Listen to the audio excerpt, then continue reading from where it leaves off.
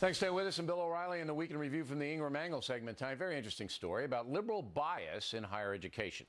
My newspaper column this week, available on BillO'Reilly.com right now, spotlights a Los Angeles Times story that says only four Republicans have been invited as commencement speakers this season at the top 100 universities. Unbelievable. Joining us now from Washington with analysis, Ms. Laura Ingram. So it's like 6-1. And it's way more than that, but just doctrinaire conservative liberals, 6-1, but way more than that when you add in political people. And it's obvious that colleges just don't want anybody like me, a traditional guy, you, a conservative woman. No. I didn't get any invitations. Did you? Did you get any invitations? No, I got Zippo, Bill. I did look up that. Didn't you speak at Marist back in 2001? Yes. And I mentioned that in my column. I did. Yeah, you had to go way back. But that's my alma mater. 2001. They almost had to invite me. Yeah, well, I'm actually surprised they did invite you, even though you are so successful. I mean, they will. But that's a fair school. That's not an ideological school. Yeah, but Bill, you're absolutely right about this. And what's disturbing is that colleges and universities are supposed to be places where you can debate the important issues of the day, cultural issues, historical analysis, literature, and it should be a place where all viewpoints are given a fair hearing. That's right. And that's positive. That's what a true liberal arts institution was classically about in the United States and obviously abroad. But what's happened is over the years, since I was in college in the 1980s, and as a student editor of a newspaper back then, we were exposing this every day. It's not really changed. It's gotten worse since the 1980s. Well, here's how bad it is. Ben Carson, esteemed physician, invited to Johns Hopkins. All right, he had to withdraw. Rand Paul, senator from Kentucky, goes to Howard, interrupted mass protests like that. There's no decency.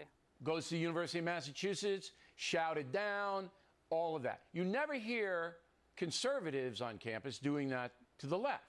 No, it's liberal totalitarianism. But here, the college presidents and the boards will not invite conservatives because they're afraid of their radical professors, and the radical students will come after them. And this is about cowardice. That's what it's about.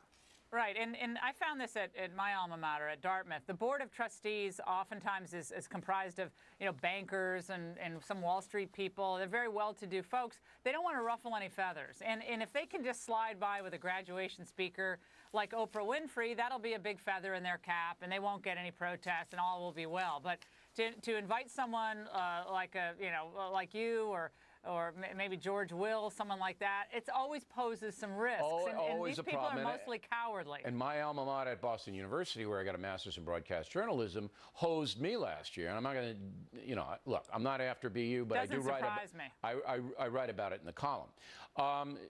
President Obama, Bill Clinton, Michelle Obama, you expect them to be. They're prestigious. We have no beef with that. I mean, if you can get them as graduation speakers, you get them. But Stephen Colbert, Nancy Pelosi. I mean, come on.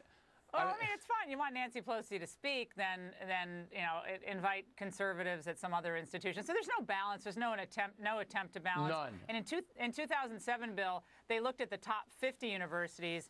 42 invited liberals. There were 8, moderately conservative people. But again, conservatives have basically ceded the intellectual terrain at college campuses. That's a real shame. It's not our they fault, shouldn't. Though. I mean, it's not conservatives' Well, I think a lot of fault. Conservatives don't go into academe because they think it's going to be so hostile. They won't get hired. There's absolutely a blackball well, it's on hard, that. but you can't seed entertainment industry. You can't seed colleges and expect you're going to have much effect on the culture. I don't know or young if the conservative movement could do anything at this point other than stop giving money to the universities. All right, I only got a minute left with you. Bingo. Eric Holder? Are you going to be forced to resign? I can't imagine his being able to stay, Bill. Over the next 60 days, 30 days, I think Eric Holder will step aside. Maybe he'll say he doesn't want to be a distraction to the president, wants to move on to other things. But this farce with the off-the-record meeting with reporters is kind of the last gasp. I mean, it just looks ridiculous. And Joe DeGenova on my radio show today said, look, there's no credibility. You have to have an attorney general who appears at least to be non-ideological and fair-minded, and he appears neither. In fact, he appears either incompetent or incredibly militant as more of a left-wing ideologue. You can't have that as someone who's the head. So you think he goes? Of, the Justice and Ms. Department. Laura was referring to that the Attorney General had an off-the-record meeting with some journalists. New York Times wouldn't go. Associated Press wouldn't go. Right. You know, what does that accomplish? I don't know.